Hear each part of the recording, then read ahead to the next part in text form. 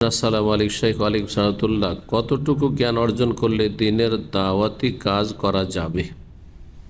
আল্লাহ রাব্বুল আলামিন কোরআনে কারীমের সূরা ইউসুফ ইরশাদ করেছেন, কুল হাযিহি সাবিলি আদউ ইলাল্লাহি আলা বাসীরা আনা ওয়া মান ইত্তাবানি ওয়া সুবহানাল্লাহি ওয়া মা আনা মিনাল মুশরিকিন। হে নবী, বলে দাও যে হাযিহি সাবিলি, এটি হচ্ছে আমার পথ,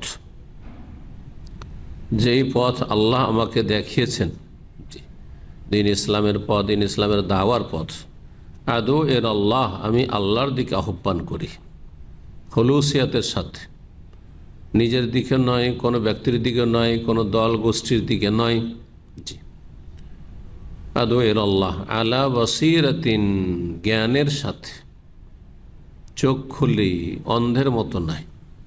তো এই বসিরাত হাসিল করতে হবে দাওয়াতি কাজের জন্য। আল্লাহ বলছেন বসিরাত, জি, অর্থাৎ যেই বিষয়টি আপনি মানুষের কাছে পেশ করবেন, কথার দ্বারা হোক, কলমের দ্বারা হোক, সেই বিষয়টি সম্পর্কে আপনাকে সুনিশ্চিত জ্ঞান থাকতে হবে, সম্যক জ্ঞান থাকতে হবে, দিনের কোরআন সুন্নাহ ভিত্তিক দলিল জানা থাকতে হবে।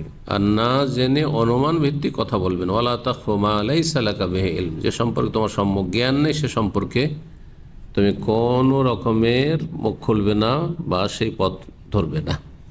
না হলে প্রতিটি অঙ্গ প্রত্যঙ্গ সম্পর্কে রবের কাছে হিসাব দিতে হবে, জবাবদিহি করতে হবে। ইন্না সামআ ওয়াল বাসার ওয়াল ফুআদা কুল্লু উলাইকা কানা আনহু মাসউলা। দিনের জ্ঞান অর্জন করবেন, তারপরে আপনি দাওয়ার ময়দানে নামবেন। এর জন্য যেমনটা বললাম, যেই বিষয়টি বলবেন, যেই বিষয়টি লিখবেন, যে বিষয়টি মানুষের সামনে পেশ করবেন, সেই বিষয়টি সম্পর্কে যেন আপনার জ্ঞান থাকে। সব কিছু সম্পর্কে জ্ঞান থাকতে হবে, এটা কারো পক্ষে সম্ভব নয়। জি, কোরআন এবং হাদিস থেকে দলিল নেওয়ার যোগ্যতা থাকতে হবে যদি ফতোয়া দিতে হয়। ফতোয়ার বিষয়টি আরও বেশি জটিল। সুতরাং যারা দুনিয়ার শিক্ষায় শিক্ষিত হয়ে দাওয়াতের ময়দানে অংশ নিতে চাইছেন, বিভিন্নভাবে অংশ নিতে পারেন, কিন্তু আপনাকে সে এলেম দিতে হবে না। আপনার চেয়ে ভালো ভালো বিজ্ঞ আলেম ওলামারা রয়েছেন, দায়ী আল্লাহ রয়েছেন, তাদের কথাগুলি পৌঁছে দেবেন। এটি সবচেয়ে বেশি আপনার জন্য নিরাপদ পদ্ধতি।